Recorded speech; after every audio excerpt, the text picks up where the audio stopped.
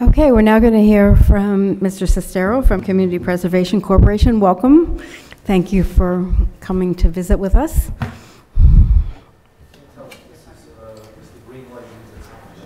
Yes. Thank you for having me. I appreciate it.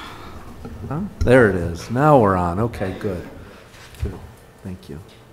Well, I appreciate the opportunity. Thank you for inviting me. I apologize that I wasn't able to make it last year. My family schedule didn't allow me to fit into the date that you had, so I'm glad I was able to get here today.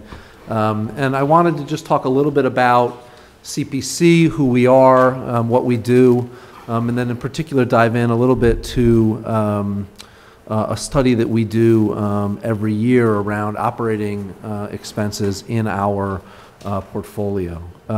But first, I think for those of you who don't know, it's important to know a little bit about CPC.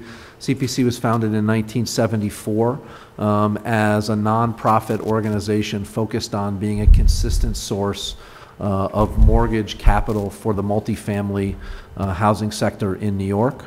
We were founded at a time in which the banks were under enormous pressure from redlining around neighborhoods, and a group of leaders of banks in New York, led by David Rockefeller, got together and said, we need to do something. Let's create an entity that we can put money into and that can push money back into neighborhoods and into buildings.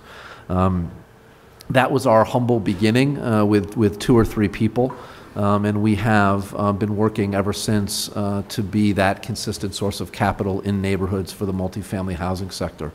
And we do that because we believe at the core that housing is central to strong neighborhoods, it's central to strong families, and it's central to vibrant communities. We have, over that 40-plus year history, have been lucky enough to have enormous impact across New York City and New York State. We have invested $9.75 billion in public and private capital in over 184,000 residential units, impacting 750,000 people and helping to create 112,000 jobs.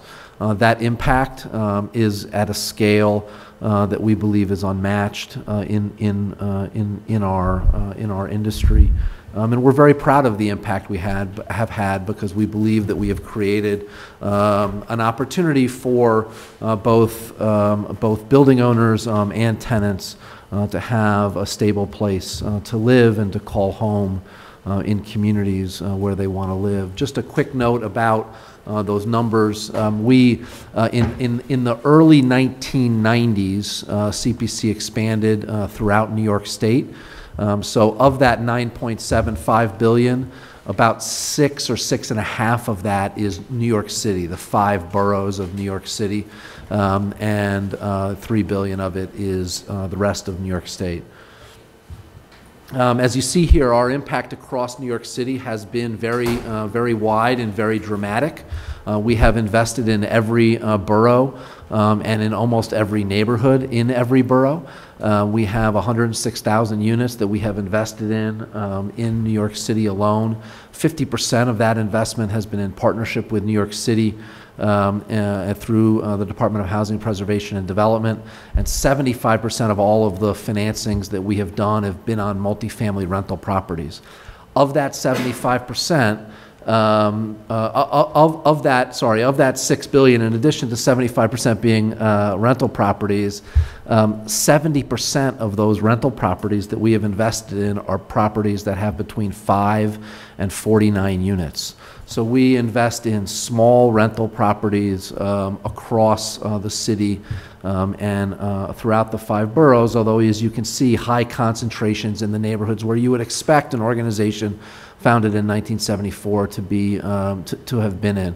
Northern Manhattan, South Bronx, large parts of central Brooklyn, have been our core neighborhoods.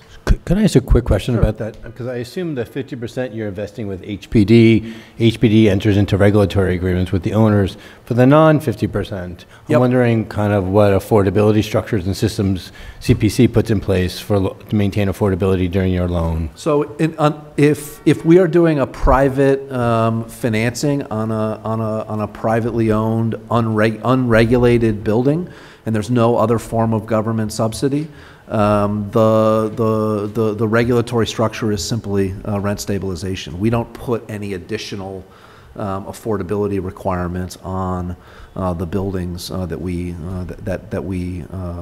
finance, unless it's in partnership with government, or it comes with an existing. It could be an old HUD 236 or something like that that we might be financing, and there's some sort of tax abatement from the city, but there's no additional city money. That would have, the regulatory structure from the original HUD financing.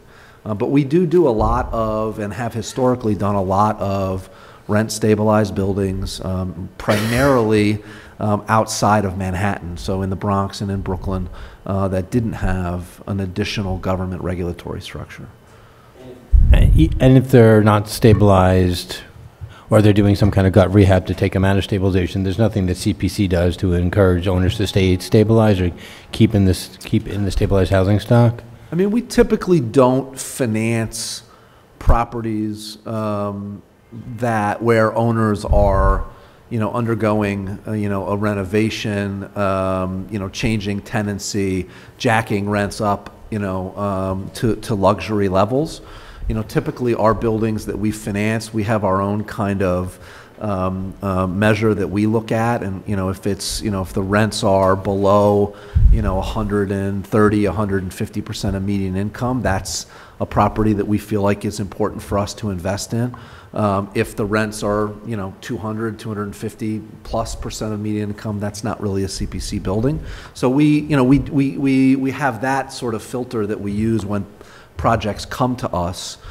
If in a situation where we are financing an owner who's doing a substantial renovation, typically for our customers, we're working with them to get a J51 or to get another city tax abatement, which would require them to continue to keep the property in stabilization.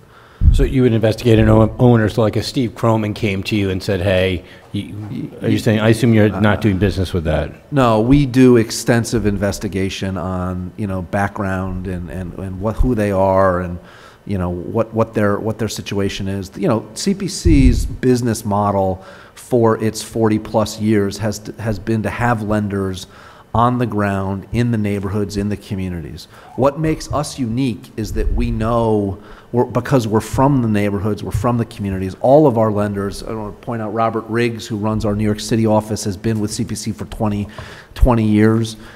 He knows the owners, he knows the neighborhoods, he knows the owners' buildings, he knows their kids, he knows their, that's our history. So we take that very seriously, and if a new owner comes to us that we don't know, which after 40 some odd years, I mean, there are definitely owners that we don't know, the first thing we do is go see their buildings. We walk them, we demand that we see them, because we think that's an important part of who we are as a lender and as a not-for-profit organization and a mission-based lender. It's important that we know who it is that we're lending to. So, having done all of that investment over our 43 years in existence, both in New York City, CPC began many years ago, 30 years ago, to realize that we were amassing a portfolio that could say something about maintenance and operating expense trends throughout the city. And so we began publishing a maintenance and operating study annually that looked at our portfolio. It is not a scientific survey necessarily, but we do send out surveys to all of the borrowers that we have across the city, and we get a fairly good response rate. In 2015, we sent out over 500 surveys, and we got 333 back. And our team then goes through those responses, and they come in all shapes and forms, just like CPC's borrowers. Some get, we get handwritten on a piece of paper, and we have to go through them and talk to the owner and understand them. Some come in on, computerized printouts that are easier for us to analyze. But we do that analysis, every year for our portfolio, and produce a study that looks at operating expenses. We then use that as the basis for our underwriting. We share it with HPD, we share it with other lenders in the market, and it has become a fairly widely used industry standard for operating expenses.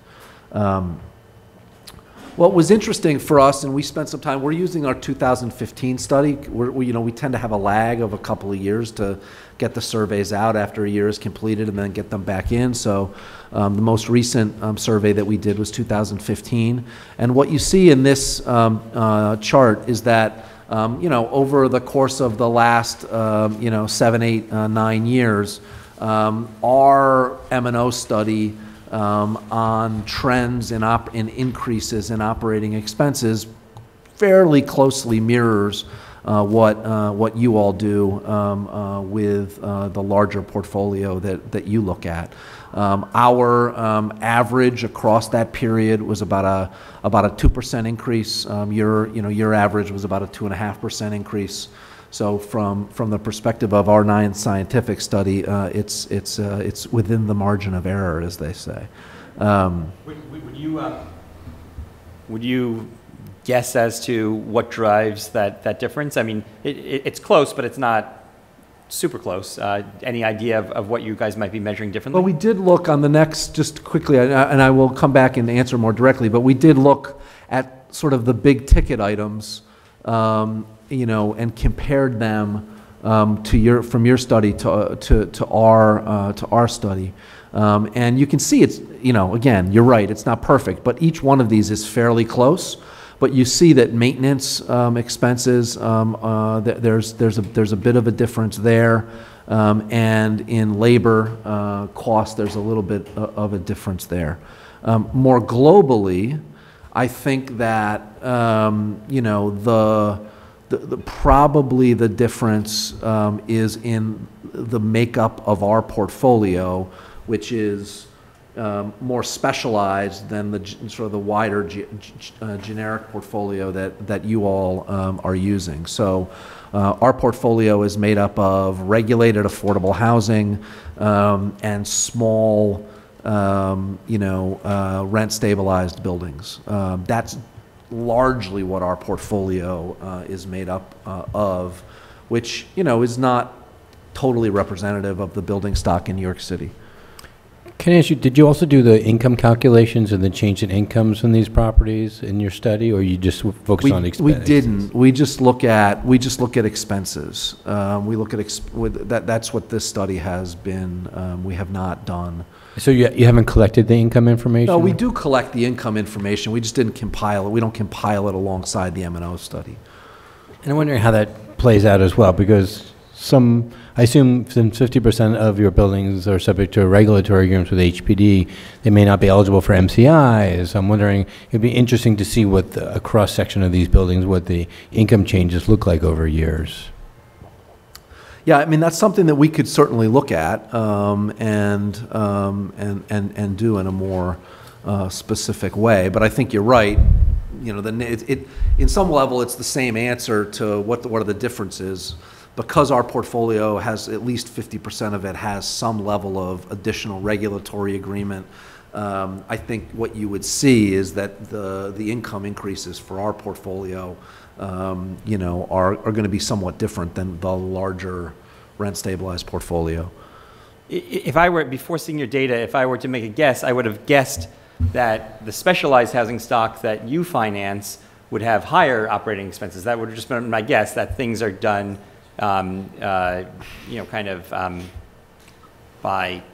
consistently by corporate entities, that they're maybe providing additional services to tenants, and so I guess I'm a little surprised that the difference is that you're seeing lower expenses. And so I guess my question is, and you may not be able to answer it, but what are the incentives of your borrowers to answer this survey honestly? Like, they're doing this, they're giving you information as a lender. Are they concerned about you guys auditing it in some way, or do they sign it under any kind of penalty of perjury? But like, in other words, why do we treat your responses as particularly accurate, other than just expecting the goodwill of those who are completing it? Well, look, I mean, I'm not at all in any way here to suggest, as I said at the very beginning, that our study or our survey is a scientific survey. It is the experience of our portfolio. What I can tell you is that the loss rate on our portfolio over a 43-year history is less than 0.5%.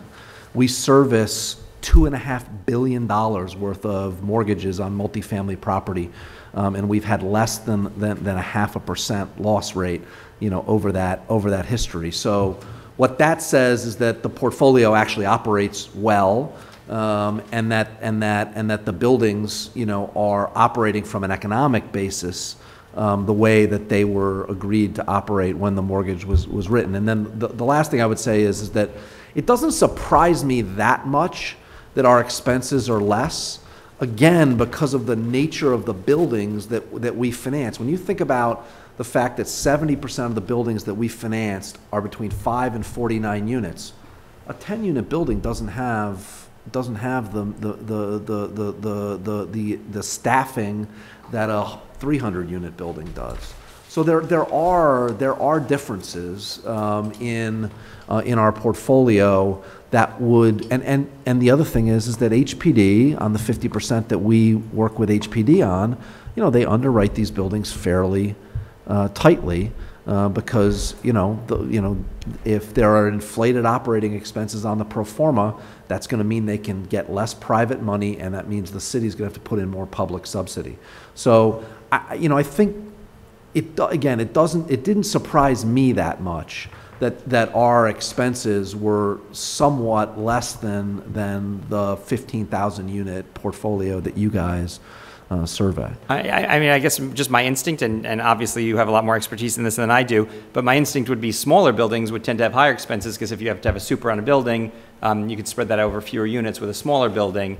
So I would see that, well, that could drive expenses higher in the smaller building. Now, I guess if you think of a bigger building having elevators, having a whole class of service that the smaller building has, then maybe that would drive the expenses in the other direction. So I mean, I do think historically that, I mean, we generally think of small landlords as having kind of a higher base of expenses. That would be my sense from the literature about this that I'm familiar with.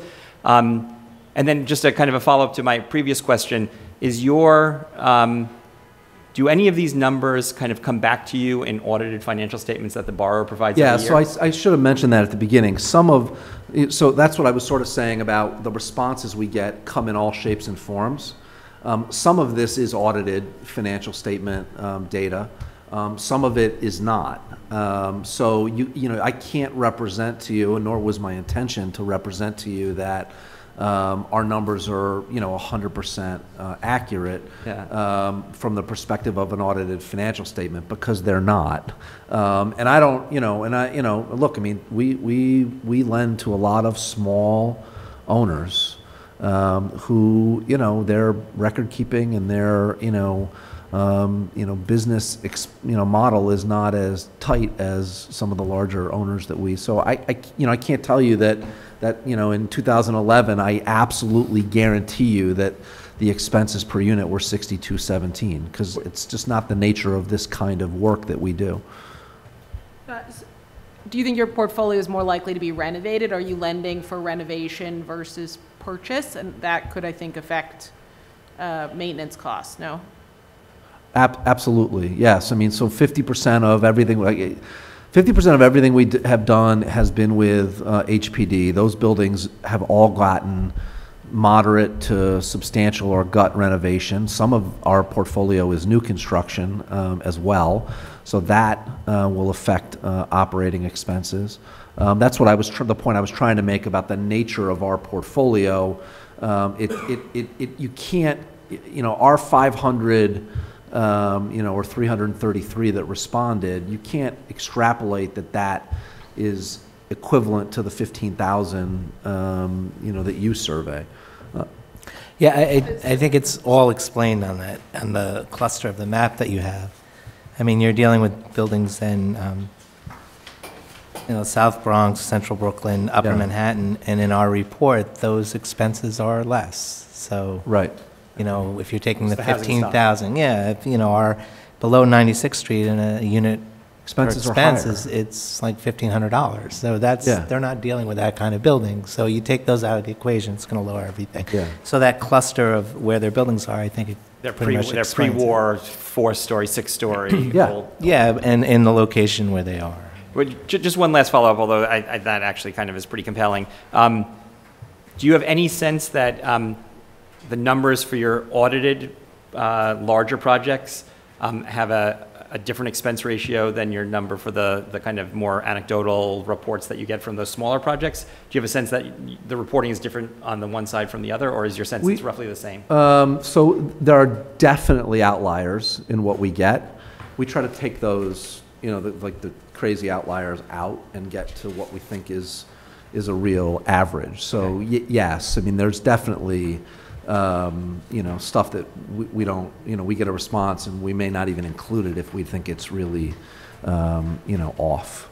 Thank you.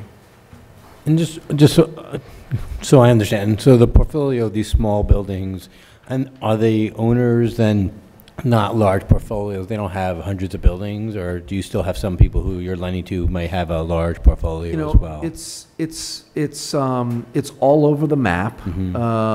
It's, historically, we have lent to, lots of owners who own, large portfolios. I would say more recently, our more recent history is that it's not the people that own big portfolios. They own 1 or 2 buildings maybe, and that's more what we're seeing these days. And for the lending, so I'm clear, how much of it is people buying new buildings in the, this is a really overheated housing market versus people who are refinancing and doing work on buildings they currently own?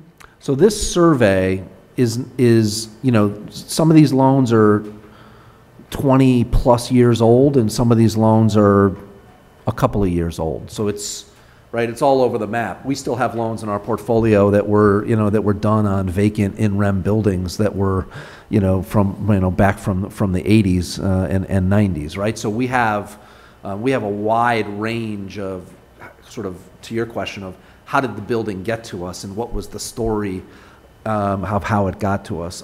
In the last 5 years, 85% of everything we've done in New York City has been with HPD. 85%. There's a lot of reasons for that. Obviously the city has been and continues to be very active. The second reason is, there's an important role for CPC to play in financing these smaller buildings that larger banks don't have the infrastructure or want to finance. And then, thirdly, I think, we see our niche as being able to provide both construction financing to do the renovations necessary on distressed buildings, and then providing a long-term fixed rate permanent mortgage. And that there's no building stock in New York that needs that more than the distressed stock that HPD is dealing with and moving through their various programs. So over the last 5 years, we have done more and more with HPD. And I think that's I think 85% over this 5 years is probably is certainly going to, over history, turn out to be an outlier. We'll, I'm sure, go back to something a little bit less than 85% over the next 5 years. But I think that answers your question of, this is not, we're not out there, getting cold calls from owners who are buying, portfolios, and they're not even from New York and we don't, know anything about them. That's not our business.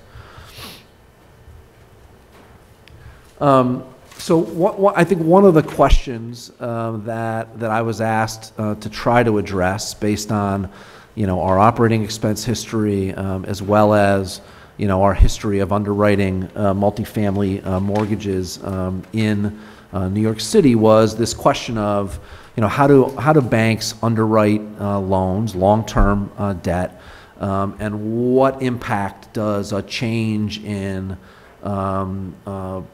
potential rent increases have on a building's underlying financing. And so the next part of this presentation, I tried to do that by looking at two specific case studies.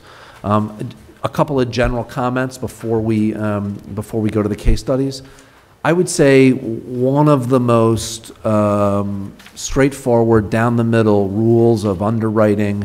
I've been doing multifamily affordable housing underwriting in New York City for 25 years. And it has always been that banks and investors underwrite a 2% increase in rents and a 3% increase in expenses. That's been the rule of the industry for the 25 years that I've been doing this.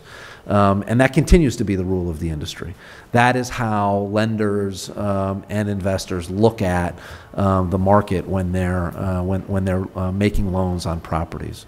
And so, I think that's an important context because, it shows you that, as a lender, when we're underwriting a 30-year mortgage for a multifamily property owner, we're not assuming 5, 6, 7, 8, 10, 15% annual year-over-year rent increases, right? We're underwriting a mortgage that assumes a 2% rent increase and a 3% increase in expenses.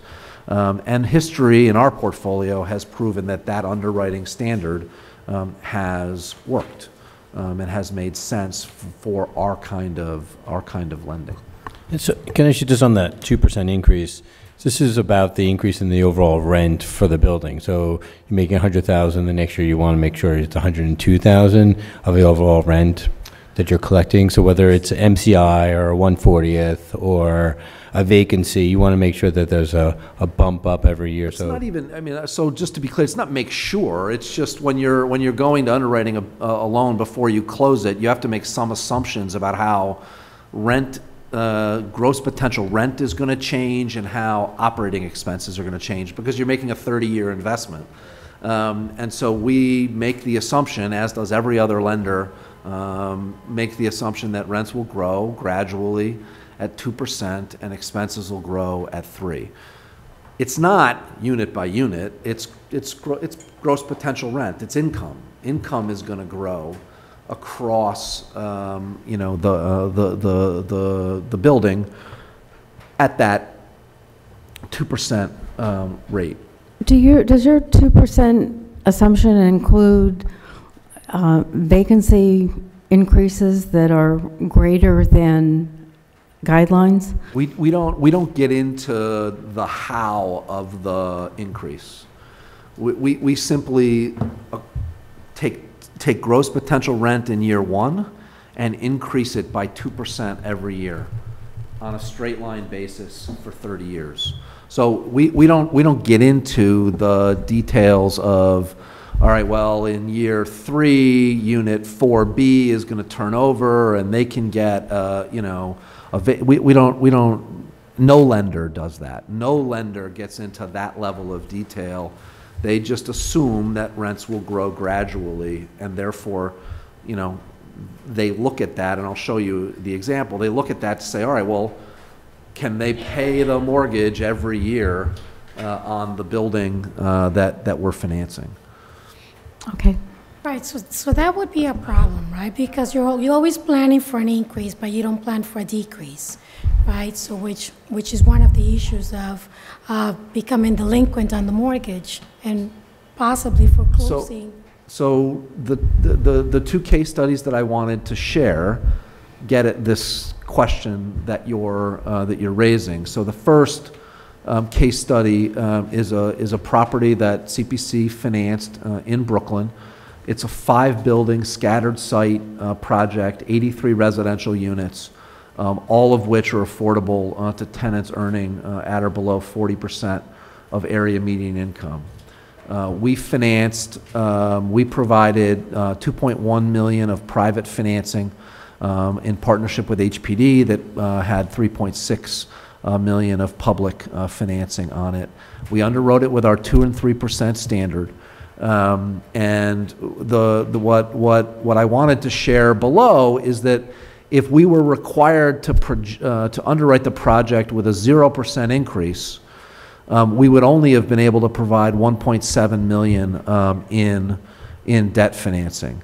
So there's a $400,000 difference between the private debt that we were able to provide and what we would be able to provide with a 0%. Now, when you look at a pro forma and you look out over 30 years, you want to see that that 2 and 3% increase always allows you to have a debt service coverage ratio above your threshold. Our threshold is 1.25. That's kind of a conservative threshold, frankly, in the lending world now. Many lenders are lower than that. They're down to 120 or 115, but we have maintained a 125. In this particular example, if you instead of getting the 2%, you get 0 on a loan that's already closed and already paying debt service, within 4 years, that property will be underwater and unable to pay its debt service. That is, the reality of how buildings are financed in our world. Just to understand the chart, what's the difference between the debt service coverage ratio and the total coverage ratio? The I'm sorry, it took me a minute. The total coverage ratio includes the 1% interest that is paid on the city mortgage. So you see the line above, it says total debt service, HPD plus CPC. Yeah. There's a small amount of interest that is paid to the city on its $3.6 million loan. So from the borrower perspective, the total coverage ratio is really the important number. Yes, because otherwise they'll have to go to the city and ask for a waiver of the 1%. Thank you. So can I ask you, just because last year we passed a 0 and a 2%. I heard. You heard. So I'm wondering, do you assess, we have assessed that basically 50% of tenants are doing 1-year leases, 50% 2, that changes periodically, maybe a little higher 2, some years a little higher 1. I'm wondering how you mix that up and how do you put in vacancies, what kind of turnover rate do you look at in assessing these buildings? So our standard vacancy allowance in our underwriting is 5%. So we assume that in any given year there's going to be a 5% rent loss for a property. So that's it's a fairly low number. In some buildings, that's a fairly conservative estimate because, housing is in high demand, as we all know, in New York. In smaller buildings, frankly, one unit goes offline and you're at 20% like that. But on the whole, across a big portfolio, that has been a fairly reasonable assumption on vacancy. To your question about, the 1-year leases versus 2-year leases, we don't really get into that. And I will say that we have not changed our underwriting in the last 2 years, right? So I'm not here, pounding a philosophical position. I'm just sharing, real information. We haven't changed our underwriting. At some point, we would absolutely change our underwriting, but at this point we haven't. And I can't speak for other lenders, but I haven't heard that there are other lenders that have changed their underwriting. You say that you're not pounding the table, but is it conceivable that you have loans in your portfolio that would go into default if the board continued 0 or 1% increases for 2 or 3 years in a row? 2 or 3 more years? Yes. Yes. Yes. Conceivable. I'm not saying it's going to happen, but conceivable, yes, absolutely. So can I just also ask about that? Because I'm wondering to distinguish between our increases versus increase in income in buildings, because there are lots of ways that owners are able to collect increases, whether it's just the guidelines increases or MCIs or, individual apartment improvements, vacancies. Uh-huh. So I'm wondering how you distinguish between our increase versus the other opportunity for change in rent in a property. So I'll try to answer that in a couple of ways. To the point of, is it conceivable that, if you did 0% increases for the next 2 or 3 years on top of the two that, right? It's conceivable. And by conceivable, I mean owners who have prime properties, who have rising commercial rents and have commercial space, are in a location where, Verizon wants to put a cell tower, those owners will have the ability to manage through it and generate income some other way, and they'll probably figure out a way to pay their mortgage. But other owners don't have that kind of wherewithal or that kind of ability to do that. And so those are the owners that I worry about, and frankly, that's a stronger prevalence of that kind of owner in our portfolio than other lenders. So I'm wondering, does it seem like there's a distinction I hear between owners who were relying on these guidelines increases versus owners who have other means, whether it's MCIs or individual apartment improvements, or maybe owners who are subject to regulatory agreements that can't get those increases versus owners who don't? So there's not a single owner of a property, a private owner of a property that I have ever met who has not been counting on being able to get some level of rent increase.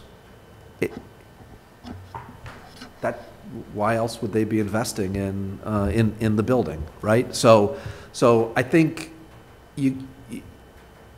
I start with the assumption that every owner has a desire to see income go up on their property because they have invested in it, and it's a business for them, and it's a livelihood, and so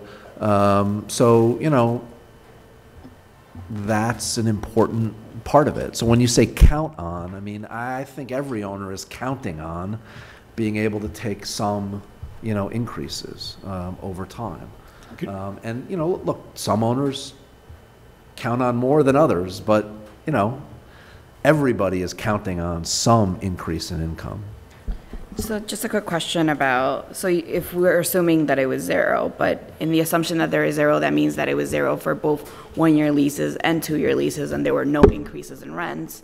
And we know from our data that that's not necessarily true. So really, on average, it's 1% for the years that we had zeros. Yes, right. So this is, again, just being, trying to be somewhat simplistic. We just assumed 0%, right? If you assumed 1%, right, as opposed to 2%, it would push out the default year a couple of years, but it's still the same point, right? And look, the other reality is there's lots of different things that can happen in operating expenses, right? And so, I'm not saying that there's a straight line between, decision here and default on a mortgage. That's not what I'm saying. But it is conceivable that prolonged 0% increases will lead to defaults. The other point that I want to make on this, which is important, is that our portfolio has a strong predominance of 30-year fixed rate loans. That is not true of the larger world of multifamily rental property in New York City. Many, many, many more buildings than have 30-year fixed rate loans have short-term adjustable rate mortgages. And this scenario in a world where you have an adjustable rate mortgage is even more troubling because debt service is going to go up at some point. And look, we've all been, we've had a 10-year all-time record low interest rate environment, and I guess we can keep hoping that we're going to have that. But at some point we're not, so. I just have two quick questions. One, in the vacancy rent loss, you assume 5%. Is there a collection loss percentage that's included in that, or is that something you consider separately? No, it's all included in the 5%. It's all included in the 5%. And then with this particular case study, the 83 residential units are being renovated, correct? They were renovated. Or were renovated. Yep. But you have to maintain the 40% AMI, right? That's the... Yes, that's right. the regulatory. So in a situation like this, predominantly the increases that they're going to see are going to be on the renewal lease adjustments, because they're not going to take MCIs because those 83 have already been renovated. Right. Or, I mean, how often would like in a case study like this, would MCI even come up for several years before it even... Well, it can't come up on the renovation that was paid for by the HPD subsidy. Right. So the question is, what was the extent of the rehab? Okay. And so it is conceivable they could get an MCI at some for point. certain things. For doing something that Somewhere wasn't down the done line. prior to the... Yes, correct, absolutely, yes. So I just want to go back to your, so you're talking about the categories of buildings that even in a low increase environment could come out ahead. They're in a hot area, they have commercial space, they can do a cell phone tower. Can we talk about the categories of buildings that would really suffer in a low increase environment? So I'm assuming we're talking about not-for-profit owners, and what other category, like who's going to be the losers in a low increase environment? So I think, regulated, highly regulated affordable building. housing is gonna struggle. I think the small mom and pop owner of a 10-unit building mid-block in East New York, Just because rents are not going up, or why? Why that owner? because that owner doesn't have any other way to make up income, right? The income is strictly on the rents, and so if they're not getting any rent increases, they don't have any other way to generate income, on the property. So, I mean, to some extent, they may. I guess it's just catch as catch can, whether they get a vacancy increase. But you're saying, assuming worst case scenario, who knows what's going to happen to them? Correct. Okay. Although I'm not sure. I mean, well, I won't make a policy statement, but right. So yes, Okay. If they get vacancies and the market allows them to get a 20% increase, meaning they can actually take it on vacancy, maybe they get lucky and there's a vacancy. But that same logic would apply even if there was a increase in the rent. If the rent increase went up 5%, if the market doesn't support a 5%, then they wouldn't get it then either. Right. Although most markets in New York can absorb a 5% rent increase, they can't necessarily absorb a one-time 20% rent increase. Okay. That's a big, right? My only point is there's a big difference between it. 5 and 20. So. Any other buckets? Any other buckets of people who are really going to get hurt and owners that will really get hurt in a low increase environment?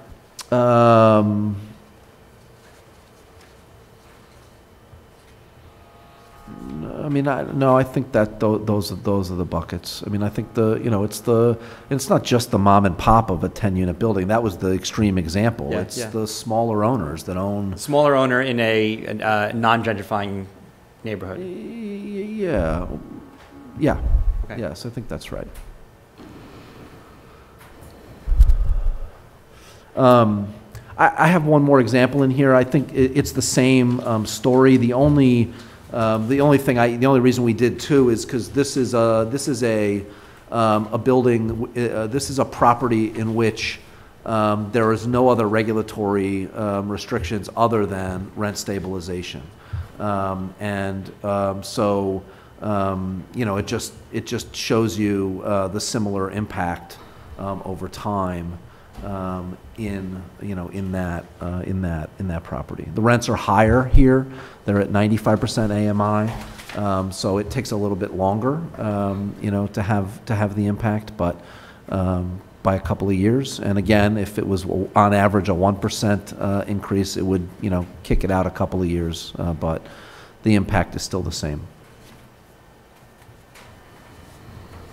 So can I ask you another question? Because, our job is not just to think about the owner's income and expense, but we're talking about 2.5 million New Yorkers who are living in these units with 35% paying more than 50% of income towards rent. Yep.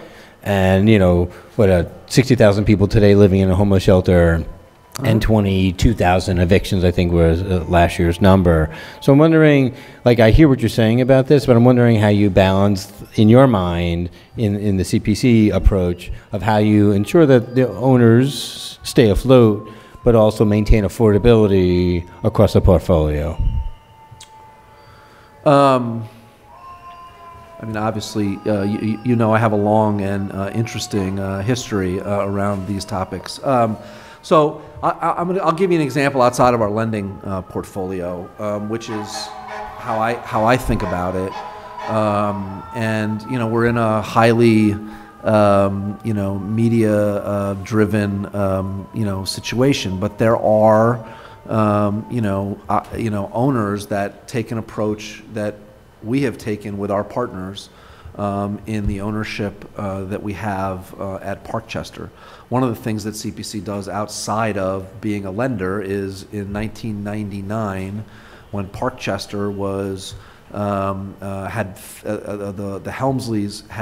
Helmsley family had tried to convert it to condo. It had failed miserably. The buildings were deteriorating rapidly. CPC put a partnership together with two for-profit owners to buy the 6,300 unsold units at Parkchester. So we have, since 1989, owned those 6,300 units with two for-profit, real estate investment, firms. Philosophically, our approach to Parkchester, and because it's a condo, by the way, and we're a sponsor owner we're essentially running a large, very large rental complex inside a broken condo. We're not subject to rent stabilization or any of those things.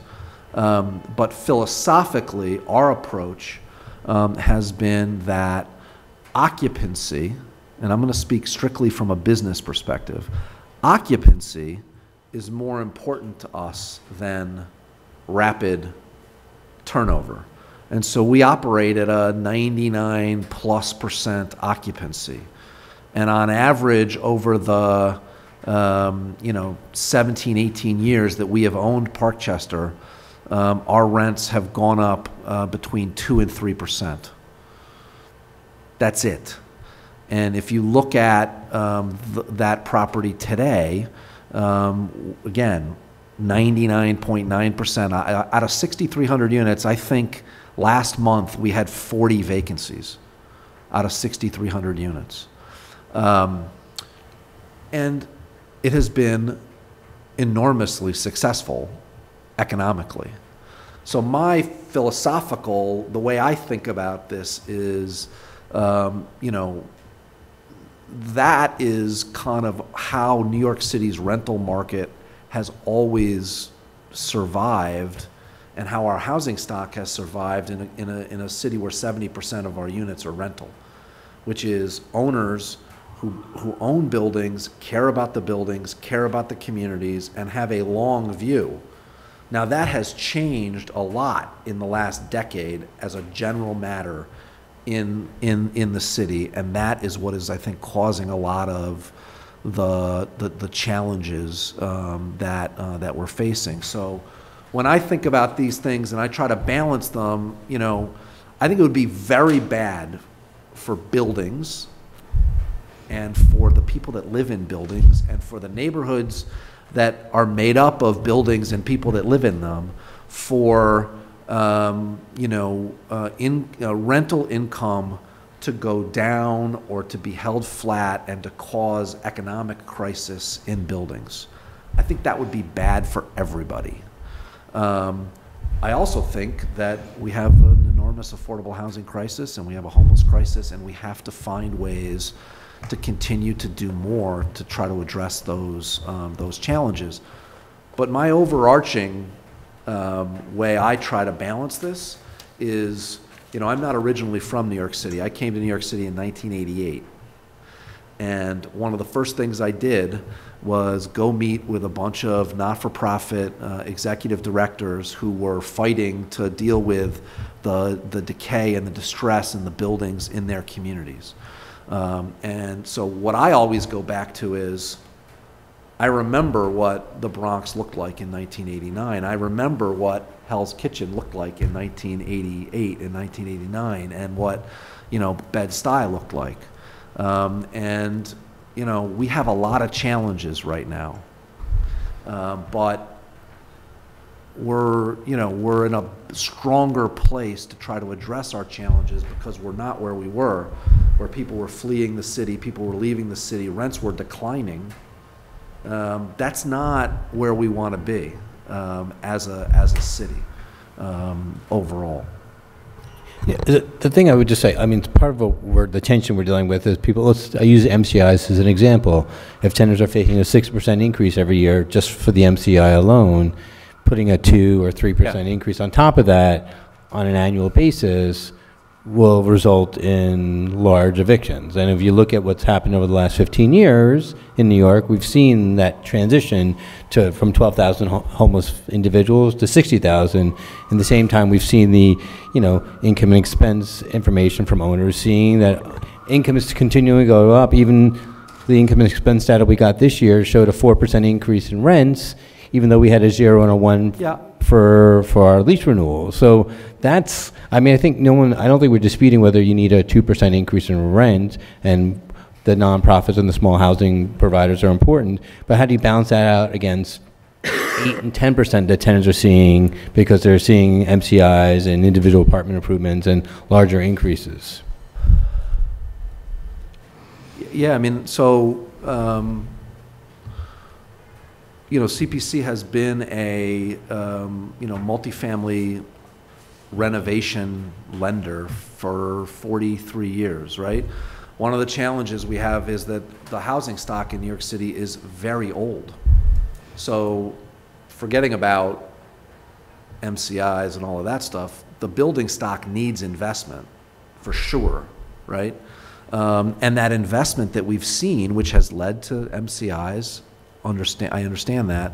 We've seen improvements in housing quality, not everywhere, but as a general matter across the city. So it's a balancing act, and you guys have the great fortune of having to be at the focal point of that balancing act.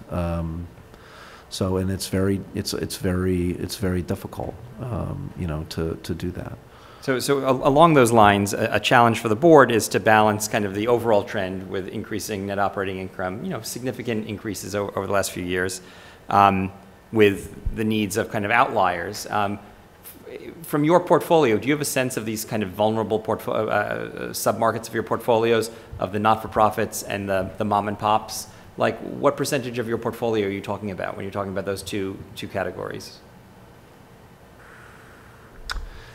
It's a lot. I don't know what the exact percentage is, but for us, that's a predominance of of what we do. Our average loan size is $3 million. So we're investing in those buildings and in those neighborhoods. So for our portfolio, it's a big deal. It's a big deal. Just a quick question, I might have missed this. How many units of the 184,000 units you've made loans to are rent stabilized? So 75% of everything, so that 184,000, that includes stuff that we've done outside of New York City.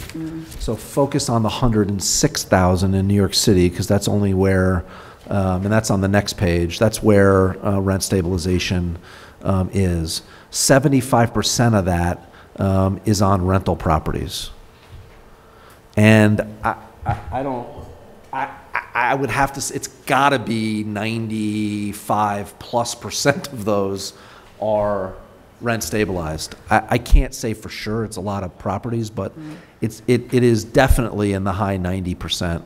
And would you say in your portfolio that when you say a building is rent stabilized, all or nearly all of the apartments Yes. in that building are rent stabilized? Yes. And what are the average, like legal rents, or is there like preferential rents in those units also?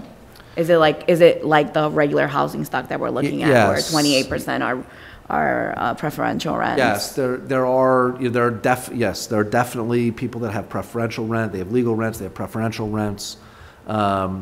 I don't really know what the proportion is. I don't really know what we could certainly get it to you, kind of like what the average rent is in our portfolio. I don't know it off the top of my head, but I would venture to say that it mirrors the average rent in the rent stabilized portfolio, outside of, the core of Manhattan.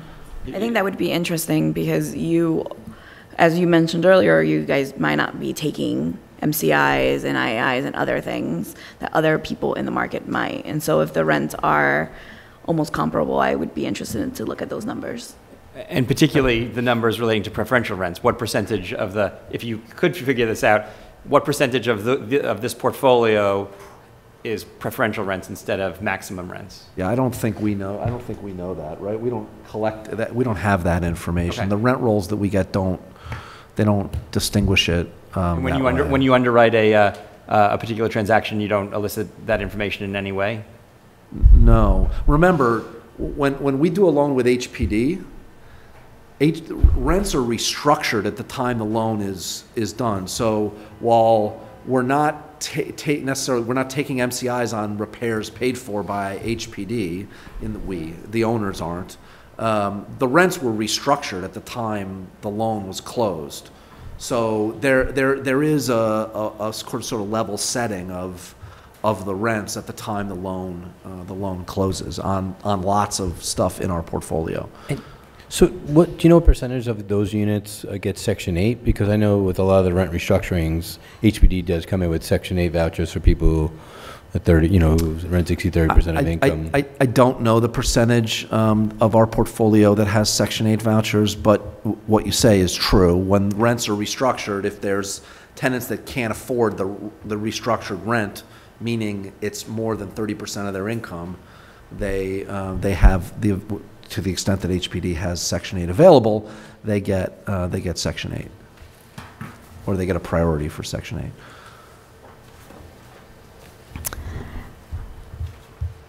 Thank you very much for your presentation. Thank Very you. useful. Appreciate your coming in. It's my pleasure. Thank you.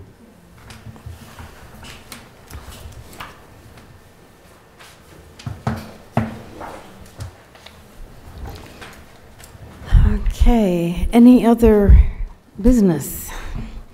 Questions? So I had a question, Andrew, about this memo you sent May 24th about Tim Collins and your analysis. Yeah. So I'm clear about it.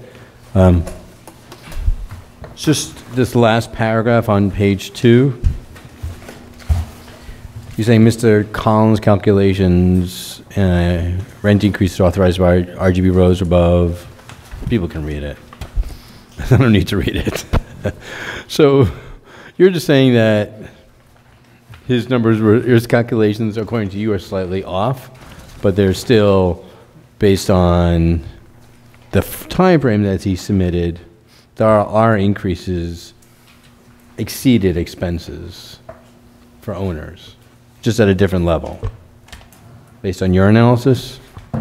Yeah, I mean, just using his methodology, there were a couple issues with the numbers he used. Some of them were incorrect, and we point out where they were.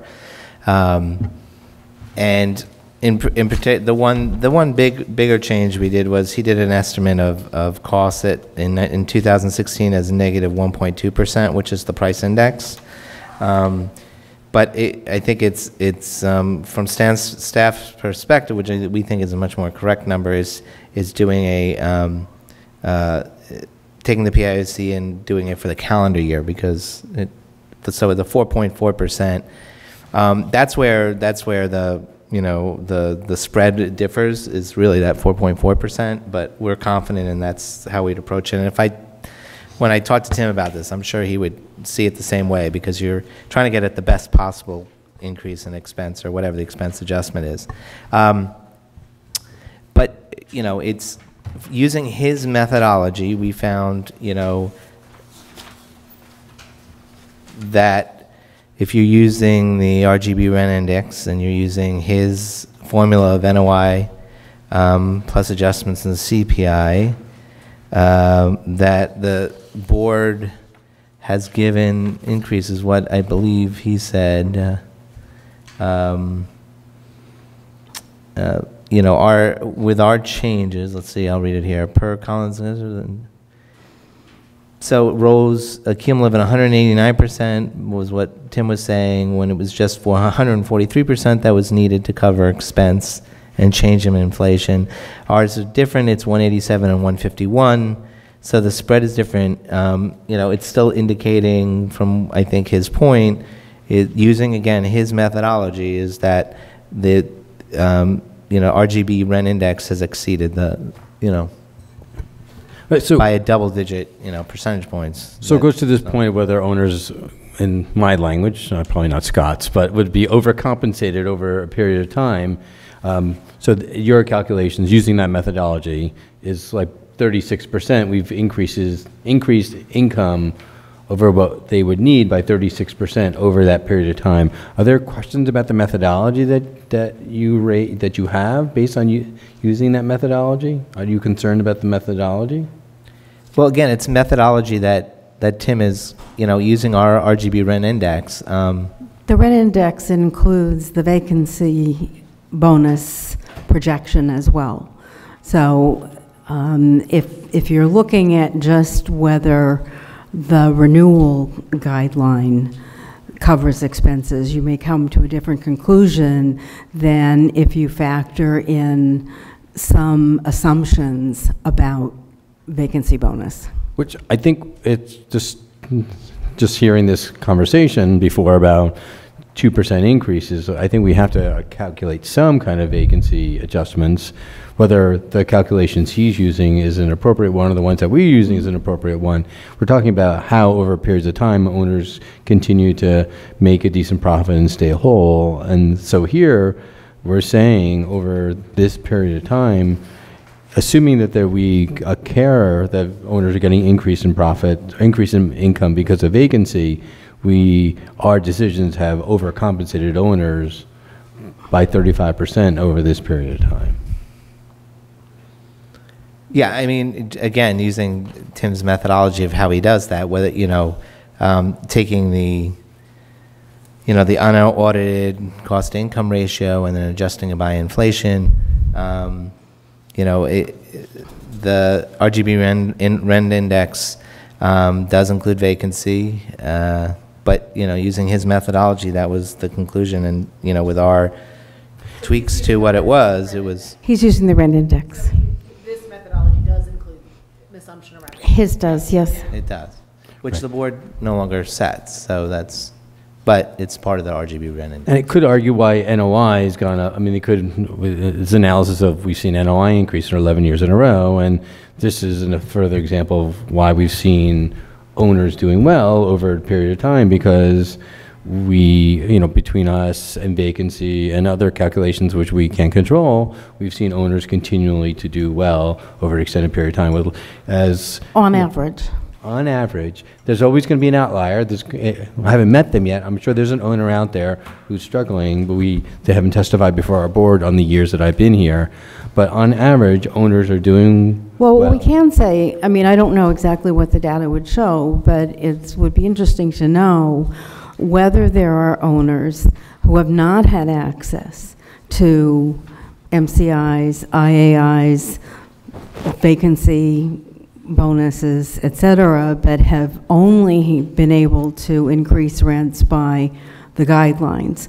And one of the problems that we have is identifying who those owners are.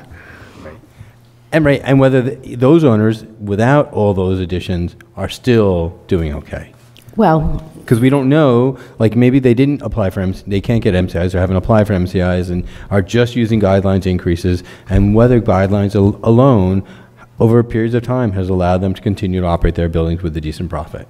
Because they don't testify when we're just looking at data. Well, I don't really want to get involved in whether it's a decent profit. I'm really talking about whether it covers expense increases.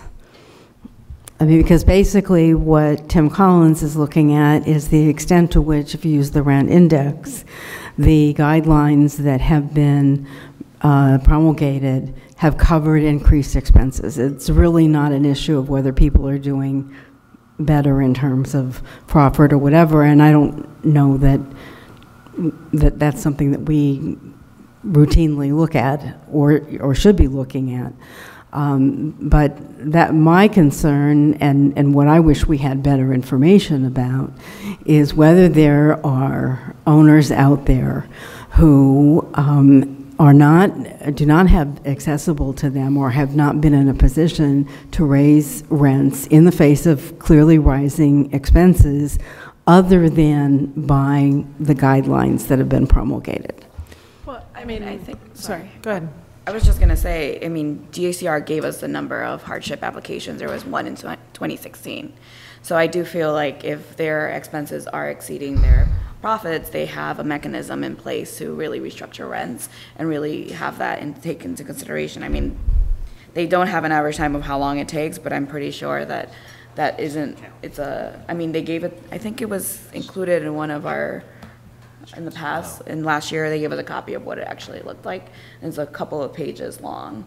So there is a mechanism in place to get at all of those folks who maybe are falling by the wayside in that their expenses exceed their ability to make a profit. But I think it's 6% is their number they use. I mean, there's a bunch of different questions on the table. I can't imagine that it's not true that there aren't owners in the universe who are only taking the guidelines increases, right? They have a small building, they either don't have access to capital or they haven't tried to get access to capital to do the increases, to do the investments that would generate increases, and they don't have turnover, right? I mean, it can't be true among the buildings in the universe that those buildings don't exist. I think the question for us is, and this is why it's so frustrating to everybody, right? We have one solution that we're applying, for the most part to the whole portfolio. I mean, I know there's an alternative suggestion, although, I feel like there would be a lot of questions about how to actually implement that proposal if it were to move forward. But, it seems to me that we're trying to understand overall what's happening in the housing stock, what's happening to rents, what's happening to owners' ability to invest and maintain their buildings, and what's happening to tenants and their ability to stay where they live.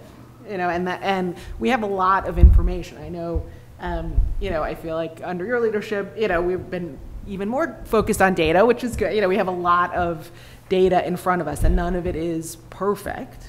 But at a certain point, I think we have to draw a conclusion from the data that's in front of us and balance all of the competing needs, because we know there's a broad range of people affected by this, both tenants, some of whom can afford increases and some of whom can't, and owners, some of whom are easily able to cover their expenses and do very well, and some of whom are struggling. So, I think we know that's true, and we have to take the big picture and make the best determination we can. I think it is valuable to look at the historical data and to understand what the trends have been and where maybe there was, overcompensation, and what it means to try to bend that curve, and at what point are you bending it too far. I mean, I really think that's the question that's on the table this year. I think we accepted both. We had lower expenses in the last couple of years, and we accepted the analysis that there was a trend that was overcompensation, and so now we're kind of trying to calibrate what it means to adjust. So both Kathy and Andrew have tried to explain this to me, and I'm still not getting it. So the difference between the Collins analysis and the RGB analysis, could you just play it out for me with the vacancy? I just don't fully understand it. Well, the RGB rent index takes the renewal lease adjustments the board decides on, okay? And it takes the mixed term of leases. So if last year we did a 0% and 2%, right? So we're saying that X amount of people are are doing 0%, and there's a certain percentage that is doing the 2-year lease, and then we take the percentage of turnover over that time and factor in the vacancy. So, and then what do you do with the vacancy? How do you factor in the vacancy? What impact does it have on the analysis? well, then you, essentially what you're doing is you're taking the percentage of one-year, owners, I mean, one-year lease signers. Say it's roughly 40% of people are signing a 1 year. Now, I think it's 44% or something. So you're taking 44% of that total RGB index, and you're multiplying it by 0 because they're not getting any increase. And then there's the 2-year lease signers, there are probably about 22% of the people signing. So you're taking the 22% and you're multiplying it by the 2%, and you get a number.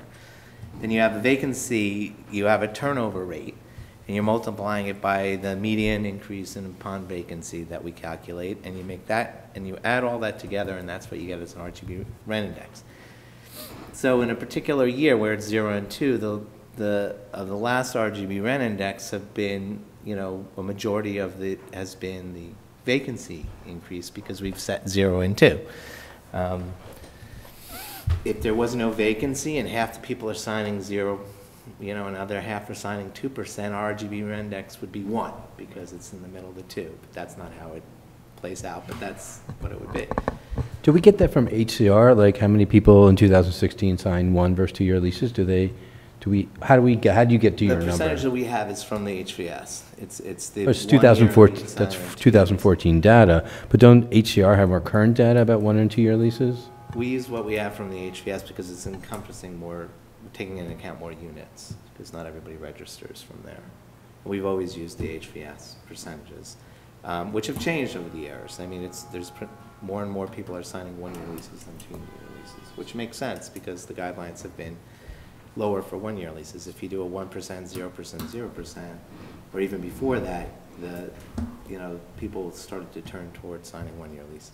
So that's what you get. So when you're taking the RGB rent index, what Tim is essentially doing is he's taking the cost to income ratio, which averages, depending on where you are on the table, but say, this past year it's at about 50, according, and he's using the audited one, so it's about 59%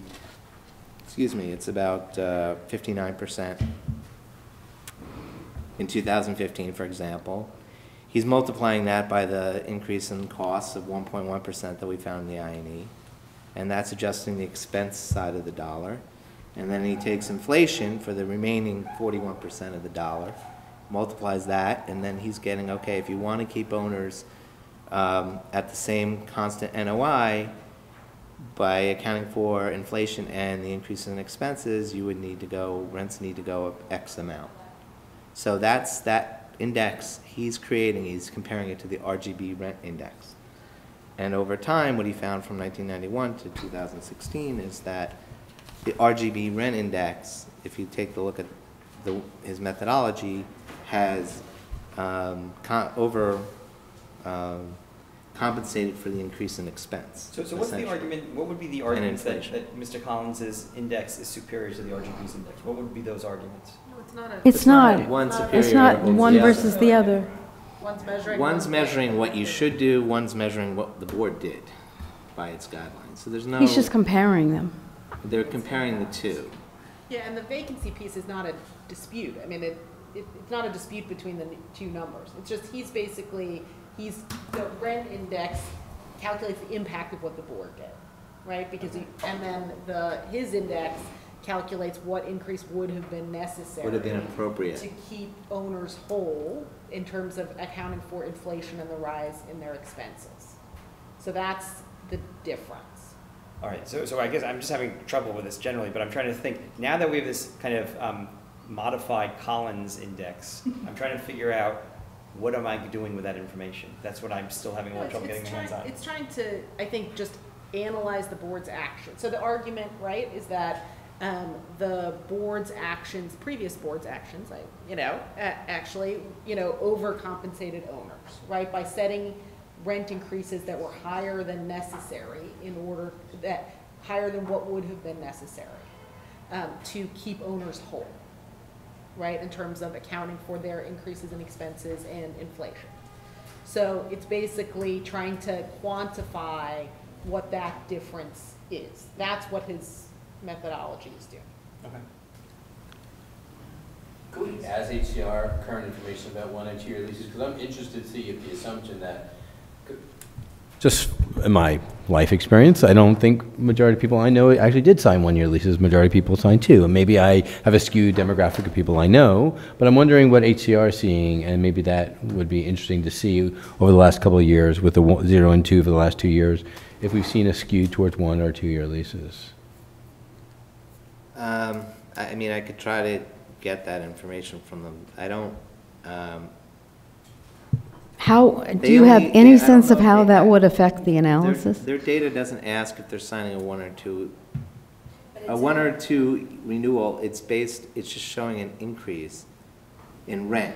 I mean, if there is no increase in rent in 1 year and then in another year there is, Andrew, it may or may not be equal to the renewal amount. the lease dates are in the DHCR file, in the registration data. Oh, I see what you're saying.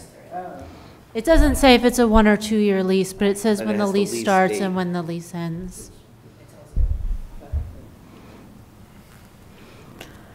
Well, it would be able to get to the increase, but I don't know if it would have the impact of the renewal that we set, because if it's higher than 2%, something else is going on there. So just to get to the renewal, but I guess we could get the number of renewal percent. I guess we can get to that percentage. Not everybody registers, though, and that's why we've always felt more confidence in the HVS. But the HVS now is 3 years old, and since HVS data came out, we've had 2 years of, we had a 1 and 2.75, and then 2 years of 0 and 2. So has there been a shifting to 1 or 2 year leases? Well, the likelihood is there'd be a shifting to 1 year. You know, I think that too, but then the people I talk to, it actually isn't true. The people decided to do a 2 year lease at 2%, then do a 1 year at 1% because they felt more secure, like 2 years over 2% seemed more viable. So the vast majority of people I've spoken to have done 2 year leases. Okay. Well, we'll see if we can, what information we can get. Yeah, I think I've seen the opposite. I've seen everyone sign a 1 year, like everyone that we deal with. So it's just. There's experience. But I had, but also HP in terms of the regulatory agreements on with HPD units, they should know the number of units that have regulatory agreements that do not allow MCIs, and I mean they should have that number. And I think I asked them. I think they said they would give it to us. Yeah, and they said they would give it to us, but they haven't, just so we can really understand how many units those are, so. Yeah, especially since we know that the universe potentially is anywhere, I mean, taking the 421A units out, just according to HCR, there's 750,000 units. Of those 750,000 units that I assume are registered with HCR, how many of those have regulatory agreements? How many don't? And we have a sense of what the world we're dealing with is. And do we create a system that distinguishes the owners who are buildings with regulatory agreements from the buildings that without regulatory agreements? Because clearly they're operating in different landscapes. They're actually, they just have different rules that they're following. Other questions, comments, or observations? Do I hear a motion to adjourn? When can we get the HPD information? That would be great to know. It's up to HPD. I'll follow up again with them, but I don't know. I don't know. I'll follow up again. I just have one thing, and then I'm happy to make a motion to adjourn. I just, one more thing, Kathy. We talked about looking at what you, like whether this issue of a two-tiered system, and there were some questions about whether the validity of a two-tiered system, and you said you'd have Corp Counsel look into, and we talked about whether through some, like a regulatory agreement, like maybe you said some issues around MCIs as a standard, but looking into whether someone was subject to a regulatory agreement or not subject to a regulatory agreement, and looking at what Corp Counsel would say about that kind of system, and wondering what feedback you've gotten. Well, we haven't asked specifically about regulatory agreement versus not regulatory agreement. The two propositions that we talked about them and we don't have a definitive answer had to do with your proposal, which is based on percentage of stabilized units in a building, and then a proposal that would look at whether an owner had taken more of an increase for whatever reason than guidelines.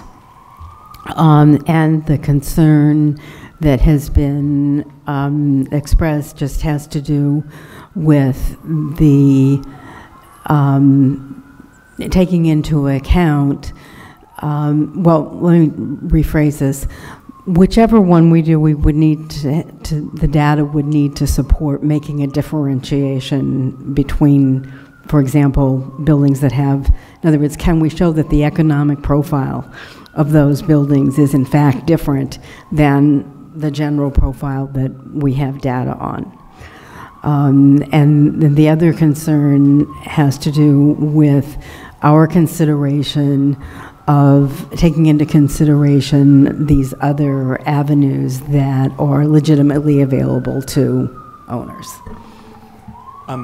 Just thinking about the proviso, just two thoughts, and I'm just thinking out loud, but, and this is kind of responding to Rafael's comments. So if there's two buckets of owners that maybe we're worried about, the mom and pop in the non-gentrifying neighborhood and the not-for-profit owner, I guess query, could we have a proviso that allows not-for-profits a higher increase because they, can we show in the data that they take advantage of these other means of increasing rents less frequently?